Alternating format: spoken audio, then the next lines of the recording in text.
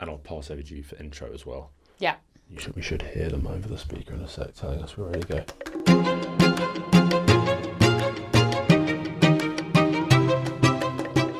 This is Human Alchemy with Ross Neal.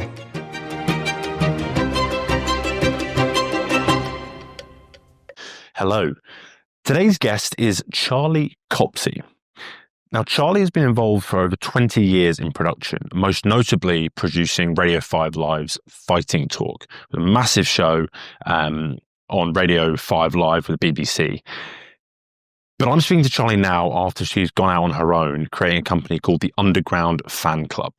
What Charlie did is she realised that when she used to speak to people before coming on a show, they'd always be really fun, really exciting, showing off their personality. And then the second they got in front of camera or were being interviewed, it was very kind of through the motions.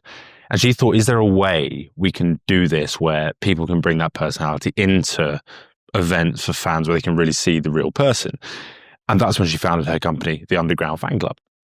So Charlie and I sat down and we spoke all about these different topics, about what it's like actually starting a business, how hard it is, what the difference is in terms of talent between these high-performing F1 racers like George Russell or American football stars, footballers, comedians, all of these people that perform at a high level. What are the things that make them tick?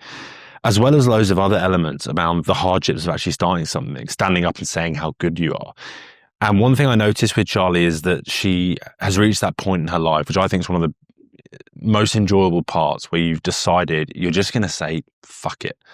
I'm going to do what I want to do now. I don't really care what other people say about me or what I say about me in my own head. I'm just going to go for it. And I'm speaking to Charlie at that sort of time. So I hope you enjoy this one. I think it's a fantastic listen. Without further ado, Charlie Copsey. Enjoy. Charlie Copsey. Hello. Thanks so much for joining me. Welcome. For context for viewers, this is one of the hottest days of the year. So we've just sort of sweatily walked through Spitalfields and we've made it in now. We were workshopping the intro before we even started this. And I think the amount of things you do, I think you are the best person to introduce yourself. So Charlie, what is it you do? So many things. However, I am the founder of Underground Fan Club and we are the fan experience studio.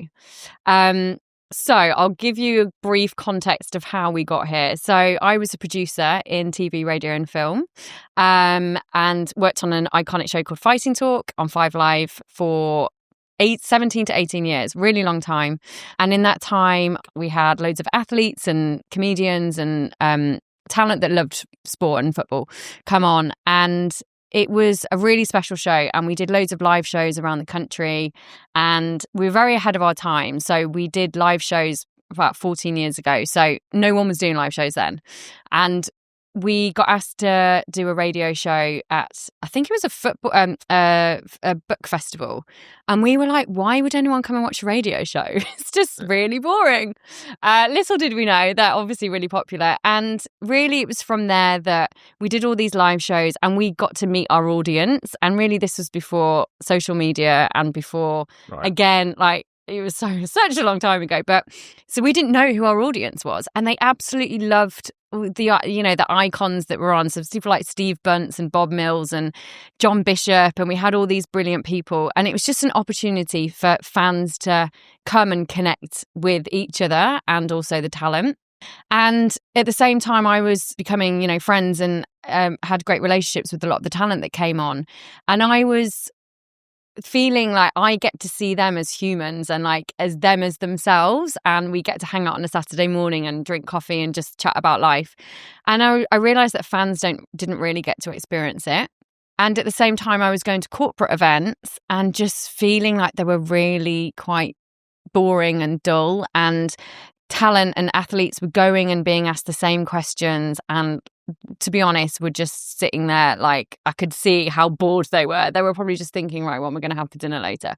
And it was just a really sterile environment. And I'm just thinking, we've got these incredible athletes, at the top of their game, and they're not being given the environment that they should be given. So it was the idea that came about of like, I really wanted to connect talent and fans together through a live experience. And 6.5 years later, we did our first ever one, Underground Fan Club. And then it's kind of built from there, really. It's a really interesting story. And I think I can relate with that feeling of giving an interview and just going through almost the motions of, yeah, it was good, we're proud of each other, we've done this, we've done this, especially at events. What do you think of the game today? Oh, we're excited, we think the boys will do well. It's a tough challenge, then we're going to do this. And it's very much autopilot. Yeah. I'm very interested in that area of creating the environment, and we'll come on to some other topics around this. But when you're setting up your events, it'd be quite cool to hear about an example event per se. How do you create an environment that allows people to be themselves? Yeah, that's exactly it. I want everyone to be themselves, and that comes down to knowing who they are, I think, first and foremost. So I'm lucky because I've created such a massive black book of relationships, and I've got to know so many people. So a lot of our experiences have been with people that we've got relationships with and I know personally. But even like we did one with George Russell a couple of years ago at Silverstone. Like, I'd never met George before, but we had a call with his agent, and I just, I was telling him about Underground Fan Club, and I was like, I want George to enjoy it. I want him to, like love every minute that he's on stage. And his agent was like, wow, I can really feel like your passion and like your excitement and your energy. And he was like, this is really different to what anyone else has really come to us with. So it's about like, I really want the talent to have as much fun as the fans do. And you can see that when talent come and do our events, like you can see that they're having such a good time, and that is so important. And I think it's lacking in, well, that's obviously a big part of why I set it up in the first place, but really it's making sure that they trust you. And for us, it's kind of like we speak to everyone beforehand. We make sure that they're happy. What do you want? What do you want to talk about? How do you want to shape the show around you? And I think like a lot of athletes, especially, they have loads of other passions as well. And they don't just want to talk about football or just talk about NFL. And it's about, again, leaning into that and going, yeah, this is really welcome. We don't want you to just talk like robotically about, kind of like how you felt when X, Y, and Z happened. And it's about making it really entertaining for them. So, for example, with George Russell, what would you do extra there? So you have the conversation. How do you go that step further than normal brand events go to get that extra information to then curate it? Do you have to demand extra time, or what's the... No, so we with George, I mean, we had limited time, so we didn't really have that, but we made sure the cast around him were great. So we had Laura Winter, she's big F1 presenter, she's amazing, she knows George. We had Jolyon Palmer, former driver, but then we brought in Kay Kurd, and he's a comedian, and I know him from Fighting Talk, and I knew he was a big F1 fan. And I was like, we need to bring in someone that's like the funny, that's the fan, and also that people will be like, oh, why is he here? This is a bit kind of out of context. Yeah. And Kay, just like, he was brilliant. He just brought a different angle and element to the show. And like George, he kind of he asked George questions that Jolyon and Laura wouldn't think to ask, because he's coming at it from a proper fan point of view. Right. And then we just created things with, we made like blindfolded him and we made him try and remember like the Silverstone track, and just kind of like we ranked the top Formula One drivers and like all this kind of stuff. And we just like made him be part of it. And it was just stuff that he'd never done before. Yeah, of course, we asked him stuff that we knew the audience would want to know. But that was just a tiny part of it. And it was making sure that we were creating something that was just different. I think they want it, like, they get asked the same stuff. They turn up to so many things, and they'll probably be just going through the motions of like, right, sign some autographs, take some photos. And this was like, would have been totally different for him. So that is really interesting. I think when you say, oh, we did this and we did this, you're like, okay, that's a good idea. Why aren't more people doing that? Yeah. To actually come up with the idea from nothing is quite hard. So do you like workshop, right? How on earth do we get the different things here? How do we make this as interesting as possible? I think it's kind of ingrained in me as a producer. So I've been doing this for nearly 20 years. I've been working in sport and entertainment. So I have got, and I guess you forget how much you just know. And I think with Fighting Talk specifically, there was so much, we were really ahead of our time in a lot of things. And it was iconic because it was just like, it was about the personalities that we brought on. And Underground Fan Club has been really shaped around the talent. And it's always, again, like we've done so many things where we've brought in I guess, people that you wouldn't expect, and people would go, oh, that's interesting or different, but it's just hit because it is different, and it's just not the same. You know, you kind of see the same people doing the same things, and I just think it's really lazy, but it's just, again, it's not gonna make you stand out. So we want to always, you know, a big thing for Underground Fan Club is like, we have to be different. We can't be boring. We can't be doing, if everyone's doing one thing, I'm like, okay, how do we go so far the other way? Which is why I did this strategy thing just with myself the other week, and I did things like, what are we less of and what are we more of, you know? And it's like, it's less formulaic, it's kind of, you know, more different, you know. It's like, we're not cookie cutter, we don't do the same thing all the time. It's kind of like less scripted, it's more kind of free for people to say what they want to say. So yeah, it comes back to that. It's like, I think there's just it's almost like the secret sauce, and I can't even tell you how to make the recipe. It's like, it's just in my head, and then it comes out in different ways. Bit of alchemy, you might say. Yes, I would say a bit of alchemy. New name. Do you feel pressure when you're delivering these events to be that different and for it to hit in a different way? Do you feel that pressure? No, that's a good question. No, I don't actually. I feel like we've done over, I don't know, probably nearly 50 experiences now. So we've done a lot. And again, every single one has been so different. I don't feel the pressure. I feel that we are just, when you're a business owner, you have to be so careful not to be looking around too much at what other people are doing, because then you can start going, oh, like, oh God, they're like trying to copy us, or maybe we should be doing that. And I'm really strict about going like, this is our lane and this is where we want to get to. So make sure that we're, you know, kind of like being as Underground Fan Club as authentic to ourselves as possible. So we have turned down brand partnerships where I'm like, that doesn't align with who we are, or when we're collaborating with brands, like we don't act as an agency, so it's not like we respond to briefs and go, okay, like this is what we would do. We're like, Underground Fan Club is a brand in its own right, and this is, you know, like we create iconic experiences with talent, and it's like, if you want to be part of this, then we co-collaborate together and we're in it from the very beginning. So it's just having those it's just being really kind of sure about who you are. And it's taken a really long time to get here, by the way. I think if we'd have had this conversation this time last year, I would not have been able to say it with such defiance. Really? But yeah, not at all. It's really taken a long time to go. Again, like it's hard when you're being something different, and we are very different. And it's hard because people don't get it. They're like, so you're not an agency? No. So you're not a production company? Like, we act in that way kind of, but also like, we're just Underground Fan Club. Like, we are just doing our own thing. Yeah. And when you are the only one really doing that, it's hard. It takes a long time for people to start understanding and appreciating, oh yeah, they are different, and there's a good reason why they're different, and there's a good reason why they're growing and doing so well. You mentioned there as well, turning down big brands. That sounds in a sentence like an easy thing to do. You know, that's not us, so we're turning down. But when you've got an offer that you go, that could really help financially, that's harder than it sounds. Yeah, it's hard. It's hard. I mean, obviously it's the money. But my biggest lesson, I just don't want to work with dickheads. Basically, I've worked so hard to get to the point where I can run my own company and decide who I want to work with. And it's not necessarily saying that they're the wrong brands. I would say it's the wrong people within the company.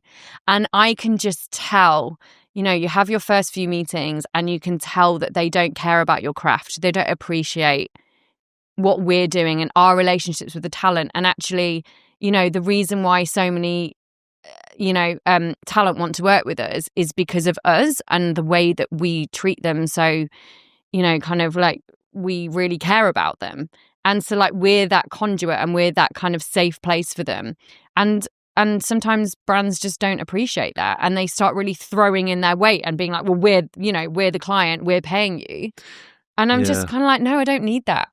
I was going to ask that, what are the cues that tell you that someone's not aligned with what you're trying to do? Just really shoving the brand down the down everyone's neck. And I think the best brand activations and the best experiences are when the brand is very subtly there, and they let the experience do the talking, they let the content do the talking, and they're there to just kind of like be, yes, they're the ones that have kind of like, you know, made it happen essentially, but they're not throwing brand messaging down everyone's and essentially being like, buy our products, you know, which is I think where a lot of brands go wrong. And it's just having the respect. And unfortunately, agency brand world is such a new world to me. I hadn't worked in it before I started Underground Fan Club, so that was a massive area for me to learn. And it's very different to broadcast. We only have to worry about what goes, you know, that connection to the audience. We don't have to worry about brand guidelines and about all the politics. That there is so much that I've learned. Yeah. But I think that's a massive benefit, because we just, again, we care about like, what do the audience feel, what do the talent feel, and how can we get the best for the brand as well. Like, of course that's important to us. So, but it's just about that trust, and we've got some amazing partners that we work with a lot, and they just like get it, and they just really trust us to get on with it, and they'll come to us and go, okay, we want to create something around this tournament or this like product launch. What do you want to do? Who do you want to get? Go for it. Here's the budget. Off you go. And that's a dream, obviously. Yeah. Can I ask about an example where the synergy has just gone bang, bang, bang? Yeah. This is what we do. Who's your like, this is us. This is what we do. So we did I'd call it a campaign, actually. It wasn't a one-off event. It was with Fleur East, the singer. Well, she's a million things now. Singer, presenter, entrepreneur. So she's a good friend of mine, and she's launched a hair care product called Curl Kitchen, and it's for curly coily afro hair with her sister.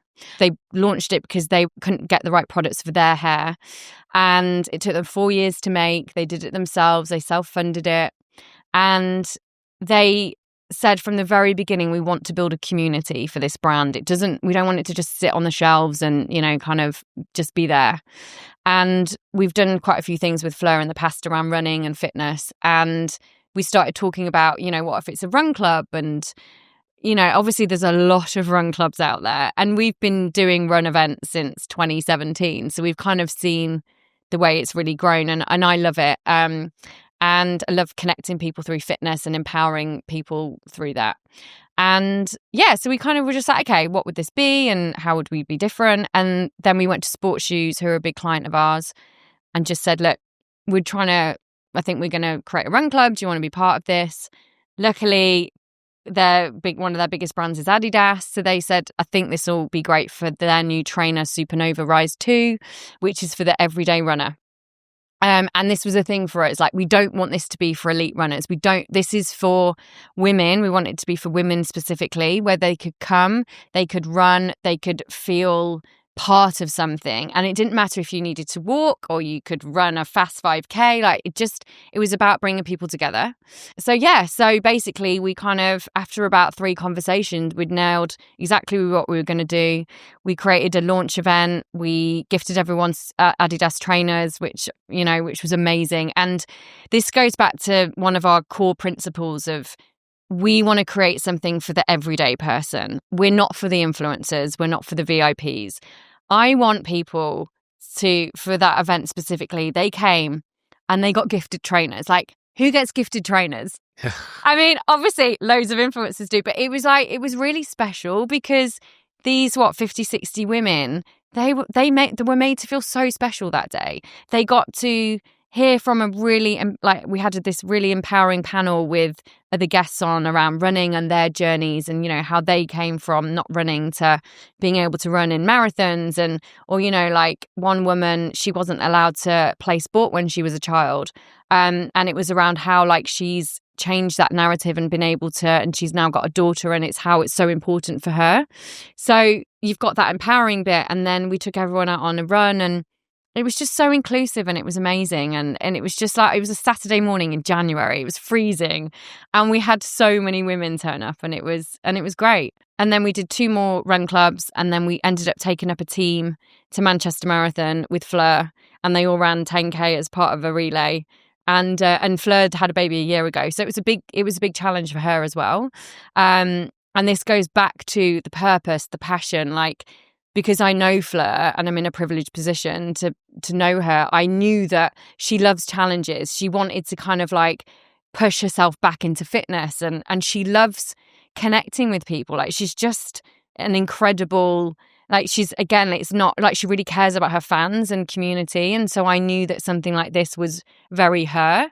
And when we were talking earlier about who, you know, like, who's not right with brands, I think we have to think about that with talent as well. It's when we're working with talent, it's like, who's actually in, you know, it's like, who's turning up for the money and just that, and who's turning up for actually to make, you know, a difference to someone's night and to like really live it and to be part of it. And we want those people. And if you're just here for like a quick paycheck and you're literally watching your watch every 5 minutes, again, like, you're just not for us. It's interesting. I guess this is quite a big question, but you say you don't want to work with dickheads. That means you probably had to work with dickheads before, so you must know what it looks like. You've known which brands not to work with. You've known which talent not to work with, which means I'm assuming you've had events where it's gone, this hasn't worked for me. No, actually, no. I think the filter has been so on from day one. Really? Yeah. But again, that goes back to like, I've just got so much, I had so much experience before I started Underground Fan Club. So I kind of, and like with Fighting Talk, like, we really didn't have, like, I honestly, I can't even think of one, maybe like one or two people that came on, and they weren't even like dickheads, but it's what I've seen around me. I think that's like, I obviously have a lot of friends in the industry, and I hear how people are treated, and I hear how awful talent can be, you know, just like, it's just, and I'm so like, okay, even if I get a whiff of that again, like, but again, there's so many little things along the way that you probably, like, if their agent isn't great, like, you're like, well, you're the representation of the athlete. So then the agent, if you have to have a good relationship with agents. And so I have some key agents now where I'm like, I absolutely love working with them. So of course I work with loads of their talent, because it just makes life so much easier. And if you've got a manager or an agent that makes life hard for you, again, not interested, I'll just find someone else. Yeah. It's impressive. Firstly, I think, what do they say? Only a fool learns from their own mistakes. Yes. The wise person learns from other people's. Sounds yes, like you've so done true, that. actually. Here is a big question for you, though. You yourself have been a very high performer, and even on the way over here, you were talking about how you're having to slow things down, not speed things up. But you've also met and engaged with a lot of high performing athletes. What have you seen as the key consistencies between the top performers? Consistency. That's probably one, actually. I think it's just, honestly, and this goes back to business. I see so many correlations between business owners and athletes. It is that consistency. It is that every day getting up and knowing what your purpose is and why, you know, whether that's the Olympics, whether you want to get a gold medal, but it's like, what is your why? And I think once you know that, and I mentioned earlier about, you know, like this time last year, I wasn't in the same position. I couldn't fully tell you, like, what is my why am I doing this? And now I've really worked on that, and I've worked with a coach to get me there, and she really helped me. I had a real barrier in between this stage in my life of being a producer and then becoming a business owner, and I left Fighting Talk last summer. So I've actually been only full-time on Underground for a year. And that was a massive step for me, because one, my whole identity is a producer, and I loved it. And, you know, I loved Fighting Talk, and I started it when I was 21, you know, I was like straight out of uni. But it's kind of like, it took me a while to kind of really have the confidence, and then it all started fitting together of kind of like, what is my why of building this company? You know, I want to connect people. I want to make people's lives better, like so enriched through these experiences. And going back to athletes, it's like, you know, it's like they're training for this one moment or this to be the best. And I think you need to really know what that part is to then do the work along the way. So it is that consistency, it's that kind of getting up, being so resilient. You have to be so resilient as a business owner. Absolutely. And I want to ask you, you said you've only been full-time as a business owner for the last year. Yeah. Is there a part of you that wishes you did it years ago, or no? No, I just wasn't ready. Really? I feel like I'm a very big believer in everything happens for a reason. Right. And I just wasn't ready. I just needed to find that confidence within myself. And it was like, but at the same time, I always say to people, just do it, because I could have waited 5.5 years till I was, thinking, oh, I'm going to build a business now. Whereas like all of that time along the way, I was learning, I was refining, I was building relationships. And I put a post on LinkedIn recently, actually, and I was just like, just do. And when we did that first event, that was me saying to the world, I'm serious about this. Like, I want to build something great. It's called Underground Fan Club, and I'm putting myself out my comfort zone, and I'm leaning into my fear. And unfortunately, a lot of people don't do that because they get so wrapped up in like the fear, the failure. What are people going to think of me? What, I don't know what I'm doing. I don't know.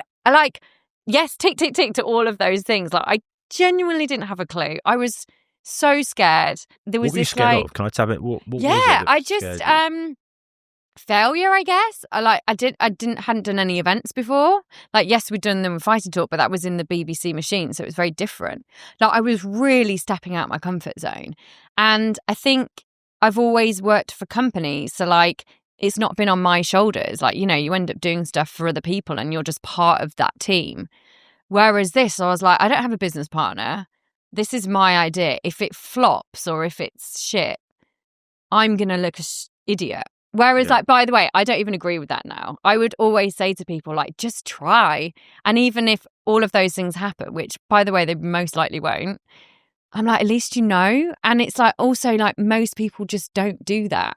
And you are probably in that 1% that go, fuck it. I'm just going to do it. I don't care what other people think. And like, as you get older, I've certainly realised that I really care less about what people think, because also the amount of conversations I have, and I just sit there and go, well, you've not done this. Have you done this on your own? Like, have you built a business? As a woman, as a single solo founder, in the sports industry, it's very male dominated. Like, no, you haven't. So at least like, I can sit here really proud knowing that I've like really pushed myself. What have you found as the challenges as a female founder in a, like you say, very male Yeah. world? I feel personally, it's almost like you're just not taken as seriously. And that's down to being a woman. And I think I haven't personally raised investment. I've thought about it numerous times, but we're in a really good position at the moment, and I want to hold off as long as possible. But I mean, investment, the stats are dire. It's so bad, and the lack of funding for female founders. But it's just that, yeah, it's kind of like it's almost like the lack of belief, maybe, that you can, as a woman, do something. And you've got so many men, and also not all men, obviously, but so many men that kind of want to keep it in their boys' club, and they all scratch each other's back. And it's like, and then you're coming in and being like, hi. And, you're going to shine a light on that and be like, I'm not part of your boys' club. I'm not going to operate in those ways, actually. So, and a lot of people don't want you to come in and, mess that up. But going back to men, there have been so many incredible male allies for me, like incredible. And I'm so grateful for that as well. So I don't, I'm not saying like we need each other. And I just wish the world would bloody appreciate how incredible women are. Like, we bring so much value to, and we complement each other in so many ways. And that just needs more space for that. And that's one of my whys, actually, and why I want this to be successful. So I can tell my story and I can share what I've learned, but also really empower other women to know that they can do this as well. Because certainly for me, like, there was a long time when I was like, I don't deserve to be a business, or like, I don't feel like I've got a place at the table, And I think that is like, I didn't have any confidence around that, being a business owner. Whereas it just feels a bit more innate in men. And I don't have the answer to why that is. I just think growing up, there's just been more focus on, I couldn't even tell you any female founders when I was a teenager, or in that, even when I was at uni, like, it wasn't a thing for me to look up to women and go, oh, you run businesses. Definitely. I think I saw a post on LinkedIn the other day about the fundraising and the amount. It is really, as you say, dire. If there was a woman thinking about starting a business now and they're not sure, would you have a message for them?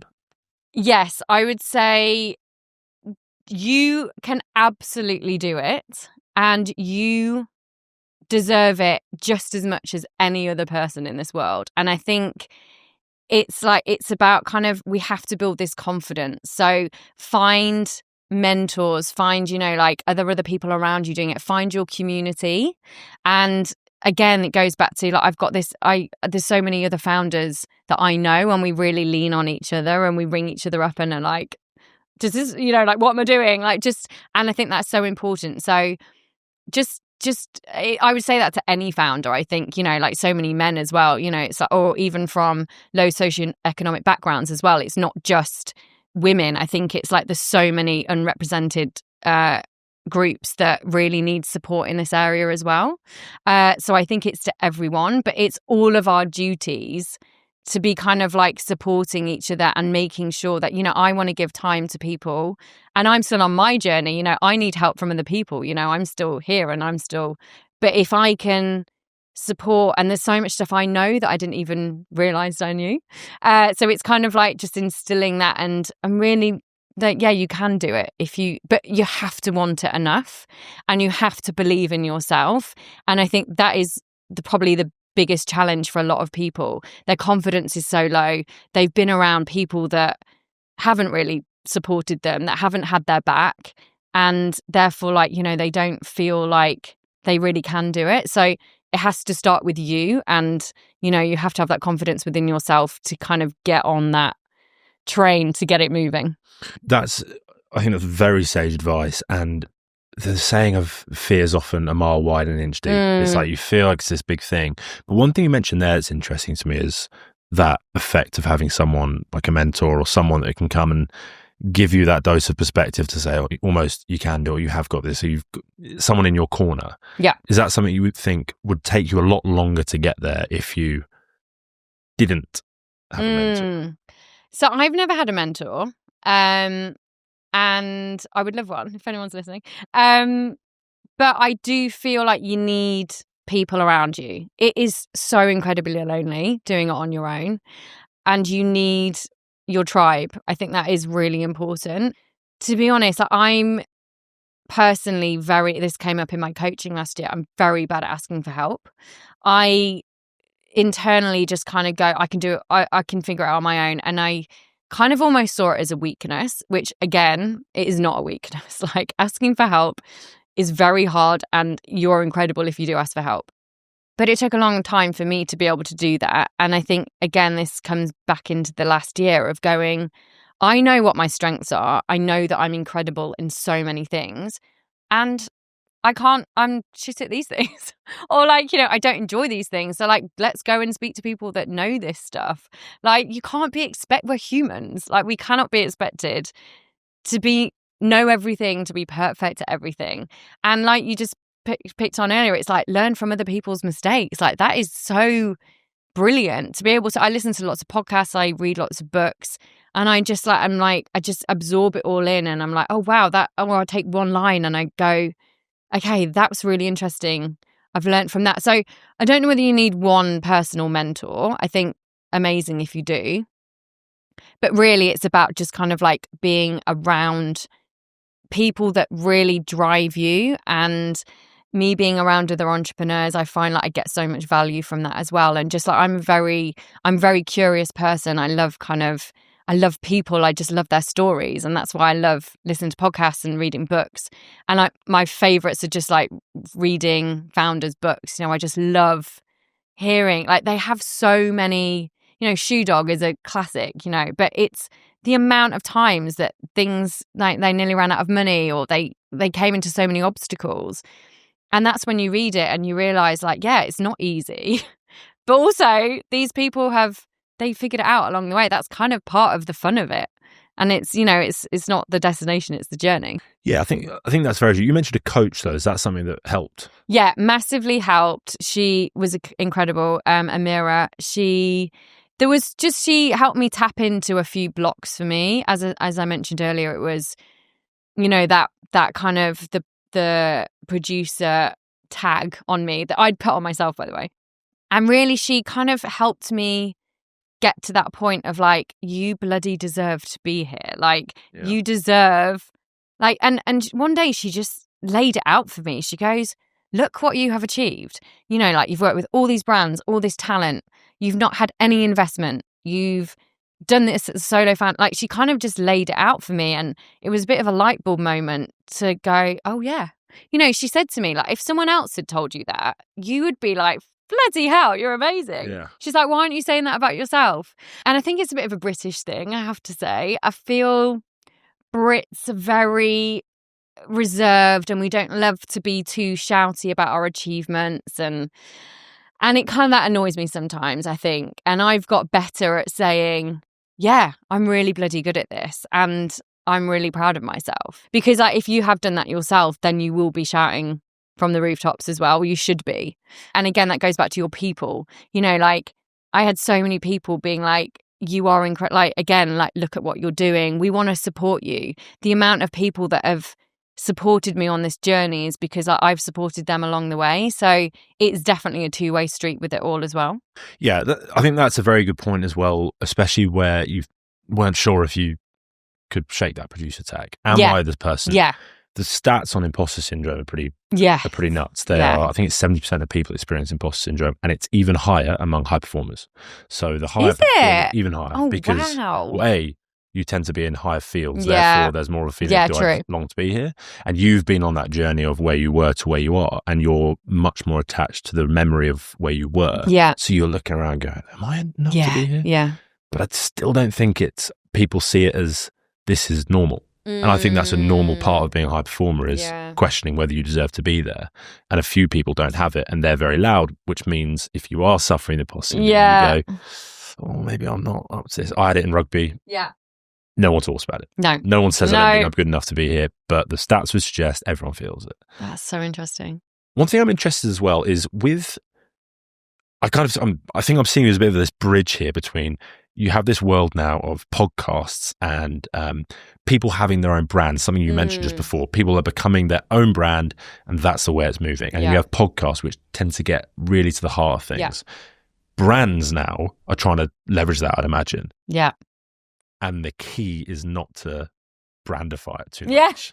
Oh, that's a good term. I might use that one. You're welcome. Brandify it, yeah. But is that where you sort of see yourself? You're like, look, we can help you get into this, but you have to let us do it. Yes, I think so. I think we talked about, just before we started recording, this whole shift between athletes and talent they're building their own brand. So they're building their own IP. They're becoming so much more valuable for themselves. And as I mentioned, you know, obviously Lewis Hamilton moving to Ferrari, there's a whole wave of fans now that are Ferrari fans. And I think brands and obviously sports teams have to really be aware of that stuff. But the biggest value that brands can get is really and truly aligning with talent that share the same purpose, the same passion, and are really wanting to build something together. So I think a quick, you know, kind of like a quick deal that's a very kind of like a couple of Instagram posts or whatever, or is that is becoming a bit kind of like, audiences are seeing through this a bit now. And I think talent have to be so careful, #ad, that it's not feeling a bit like, oh, I'm just being sold to. And, oh, that brand feels really off for you. You know, so I've seen some recently where I'm like, huh? That makes no sense to you. And you can just see it's like, oh, God, this is for the money. Like, this is really cringy. And it's not good for the optics of them. So I see a future where there is going to be so much more kind of brand alignment, and this goes back to, again, understanding who the talent is. You know, if it's just a one-off event, or if it's a one-off thing, like, oh, I understand you're not going to get that time and that value as much, but I would definitely be saying to brands, especially around ambassadors and around, you know, you're seeing a lot more, like, there's definitely, this goes over to America, but a lot more brands are giving equity, you know, and being like, we want you to be part of this. And like the longevity of it is so valuable. But also it's going to be athletes being like, I want to build my own community. I want to do it in my terms.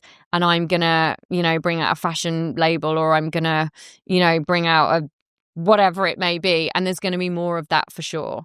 So we definitely want to be that place in the middle where they know it's going to be a bloody good experience when it's Underground Fan Club, and they know that we're creating something for them. We're going to give them access to the talent, and we're going to give them something so special and so memorable. For the talent, we want them to know, I'm turning up, I'm going to be my authentic self, I am going to have a lot of fun with this, or I'm going to talk about things that I really want to talk about, and I'm going to be able to do it for my fans whilst also hopefully, bringing some more in along the way. And then with the brands, it's like, we care as much about making this amazing as you do. It's like our brand Underground Fan Club is everywhere. It's like, we're not a white label business. So if this is shit, that's no good for us. So, I think it's really important for the brands to understand, like, please we know what we're doing, and we want you to look incredible. And that's where we come in. Sort of hand over the keys to it. Let us do it. Yeah. Something that bounced out there for me was its authenticity. That's the currency now, and people need to look at it and go, that makes sense. Like you say, it has to match. The person has to match. The brand has to match what they're doing, not a complete mishmash metric type of. I actually have you seen the overlap? Yes. Stick to Football. Yes. Podcast. Something that stood out to me there is where they do this little 3-minute, 4-minute thing at the beginning where they're just filtering in. Yeah. And they're having a chat, and you kind of feel like you're in the room with them. Yeah. And it's so much more authentic. You're kind of like, that's probably what they're actually like. I feel like I'm getting insight. And is that the sort of environment you want to create at these events? I'm actually part of this. That is exactly it. We want, even when we choose venues, I wouldn't want to do one in a theatre because it feels very stage. Right. Talent and then audience are here. So we want to be in an environment where we did a brilliant an event for NFL fans with Jason and Osi, and we did it in a sports bar, and they were literally walking through the crowd, high-fiving people as they were walking in, and then sat basically here, and then everyone was here, and then they were just really interactive with everybody. Yeah. And it's just little things like that. Again, it's just we want the fan, we want everyone. No one is that VIP. No one is, yes, of course, the talent, but we want them to just be as part of it as much as possible. Can I ask you, I think, as a final one here, is there an athlete or someone that sticks out to you that you just know if we put this person in, they are going to smash it? I'm sure they're all great. Yeah. Can't pick favourites. I will probably say it has to be from who we've worked with in that environment. There's two, actually. One is not an athlete, but I have to go. Colin Murray. I've obviously worked with Colin for 20 years. He is just an absolute god at just that connection with the audience. He's absolutely phenomenal. And I think working with him for such a long time, I've just learned so much from him, just working with him day in, day out. And so I think for him, he is just he's honestly just absolutely incredible. And I saw him doing it with Fighting Talk, and the way he just he's just it's us, it's, again, he makes everyone feel part of something so special. And then athletes, I have to say Jason and Osi, they just have that. I think it's the American, they have that energy. They're just they came to that event, and we talked about it the other week. But we were just they just had so much energy and enthusiasm and passion. And they just wanted to make sure that every single person in that room would remember it for the rest of their lives. And I know they would have. And even Osi ended up he gave me his credit card, and he was like, I'm buying everyone a beer. It was so unplanned. And they did a down the pint challenge, which was not scripted. Don't know where that even came from. But they just had a laugh. And I think everyone in the room was oh my God, I get to see them on TV, like you said. But it's but they got to see that bit as they, were walking in, and then they got to be there. And it was just really cool. It was just great. Amazing. Yeah, that sounds like a hell of an event. we need to redo those ones for sure. Yeah. Perfect. Look, Charlie, that is bang on. I'm actually feeling quite inspired after this. Oh, I'm so glad. That was amazing. And it's very hot in here. Oh it my really is. They've turned the aircon We've done on. well. So they did walk out at the start and say, all right, aircon's off. Yeah. Thank you so much for your time. Thank you. And thank you for coming on the show. Really appreciate it. Thank you. So there we are. Charlie Copsey. I don't know about you, I thought it was a fantastic episode. And here you are back with me and my globe and my books to show off my vast cultural awareness and knowledge. But if you enjoyed the episode, please do subscribe. It's very, very helpful for me and good for you because you keep up to date on any new episodes. And if you like them, you'll want to know about more. So thank you for watching. I genuinely do appreciate it and hopefully see you again. Goodbye.